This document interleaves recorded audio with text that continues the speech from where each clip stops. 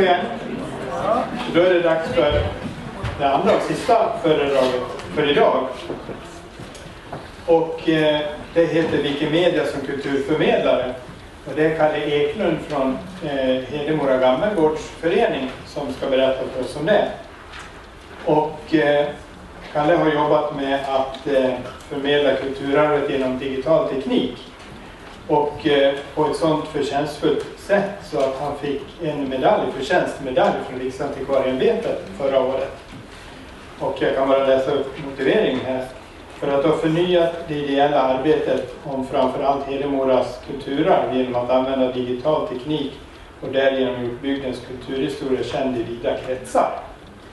Så det är också en fantastisk resa.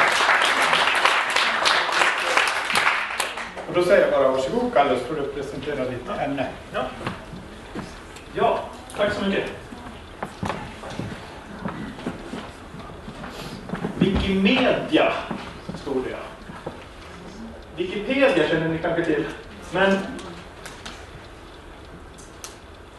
Wikimedia är så mycket mer. Det är Wikimedia Commons och flera andra som har med det att göra. Men det jag tänkte koncentrera mig på idag, det är Wikipedia och Wikimedia Commons där alla bilder och videos och sånt ligger.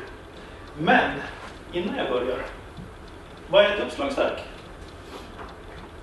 Jo, det är någonting där saker kan verifieras med källor som är skrivna någon annanstans ifrån. Så att det är ingenting som får vara nytt. Det är ett uppslagsverk. Men det finns ju jättemycket spännande berättelser här.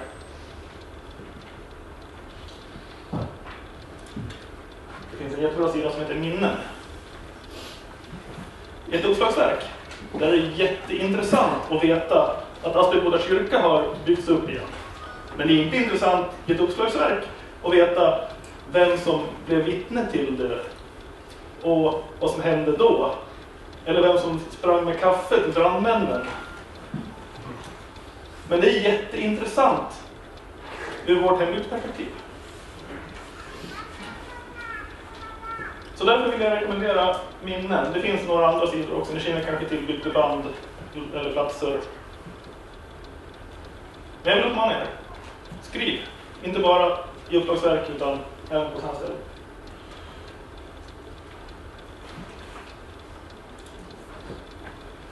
Åter till Wikipedia. Det är alltså uppslagsverket, encyklopedin, som alla kan redigera. Och vad betyder det då? Jo, det är att vem som helst kan lägga in felaktigheter. Men vem som helst kan också rätta till.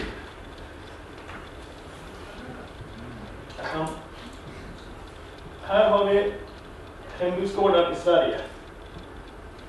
Det är inte så många inlagda. Vi tar något. Granhjärde. Kan man läsa, titta på bilder.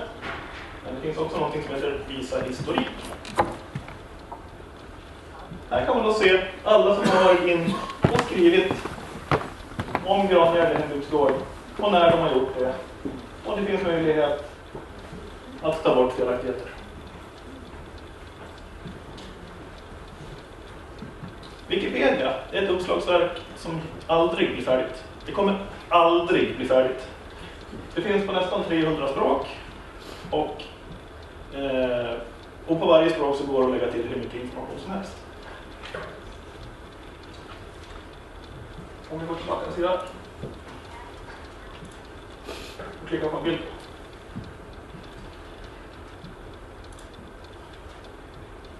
Då kan man se bilden. Och så kan man få den i olika storlekar.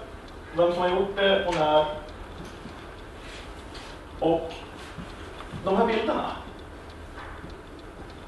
de är fria att använda så länge fotografen nämns. Man får inget betalt för det. Men ärligt talat, är det någon här som har fått betalt för en bild som ni har haft på er hemsida? Nej. Vad är grejen då med de här bilderna och med texten på Wikipedia och så? Förutom att grejen är att de är under en fri licens så att de kan arkiveras på ett helt annat sätt. Skulle Wikipedia lägga ner, skulle Wikimedia Commons lägga ner, bilderna får fortfarande användas även om det skulle heta XYZ-pedia. Eller om det skulle vara något helt annat. Så att det är beständigt på så vis.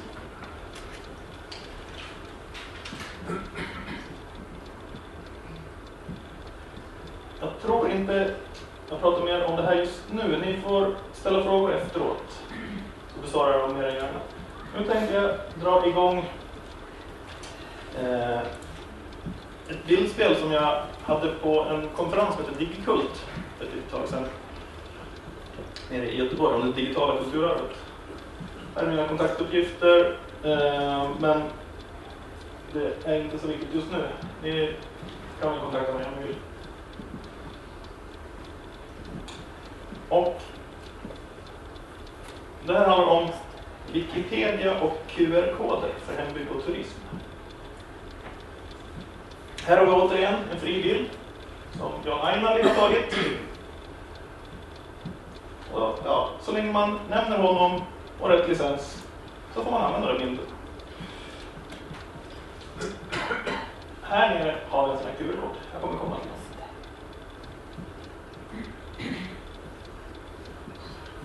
Det finns ett system som heter QRpedia. Det är en sån här QR-kod.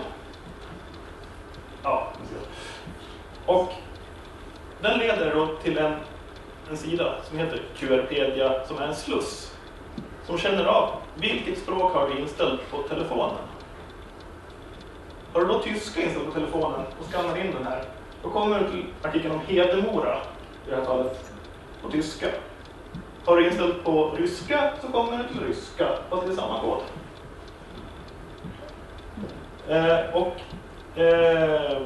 Wikipedia byggs ju hela tiden på underifrån. Det är ju allmänheten som bygger. Så imorgon kanske det är ett 30-språk. Eller det står något helt annorlunda. Det kanske är saker som har rättats till. Källor som har rättats till. Och för att skapa en sån här kod går man in på qrpedia.org. Hur börjar projektet i Hedemora då? Inne i Hedemora så har vi något som heter Kulturpromenad Hedemora. Den har kanske några av er gått med små informationsskyltar på 35 platser.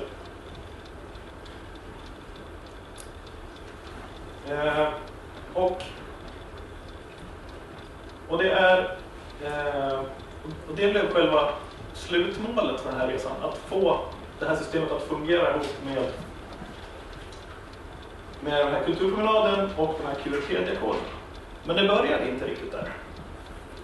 Det började med att Karin Löfstrand på Hedemora Näringsliv och vi kom på att kan det inte vara kul att använda sådana här QR-koder rent generellt för att visa? För QR-koder behöver inte användas till Wikipedia bara. Utan de kan leda till en busstidtabell, de kan leda till en filmsnutt eller bara ren text. Och det är så fantastiskt med, inte bara QR, det finns andra tekniker också. Så att jag propagerar inte just för bara QR, men det är det jag kan bäst. Kan ni andra tekniker bäst så är det mycket. Men vi började i alla fall och gjorde en liten slinga. Och jag kom på att det borde gå att göra turistinformation av det här. Så det finns ju böcker om Hedemoras byggnader. Då samlar man in lite information om det och la in i Uppslagsverket. Som sagt, inte anekdoter, inte mer lösa fakta, utan sånt som står i böcker som är verifierbart.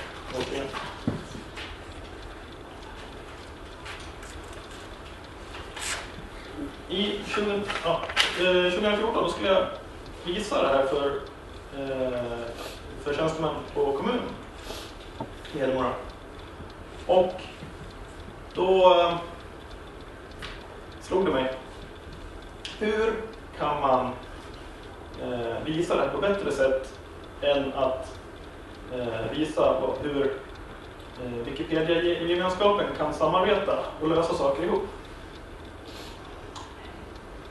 Och då Teaterladan i Hedemora fanns på svenska som jag har skrivit och på finska från en teaterintresserad person i Helsingfors. Och sen någon månad innan jag gjorde det experimentet så hade jag översatt till engelska. Går det att göra någonting mer här? Så, i det här fallet så är det Twitter. Då ställde jag frågan, kan jag få lite hjälp med den här? Jag behöver hjälp att översätta. Så fick jag hjälp av en vän till mig som heter Axel. Och han frågade ut i rymden där att ja, vi behöver hjälp med det här. Kan vi fixa det?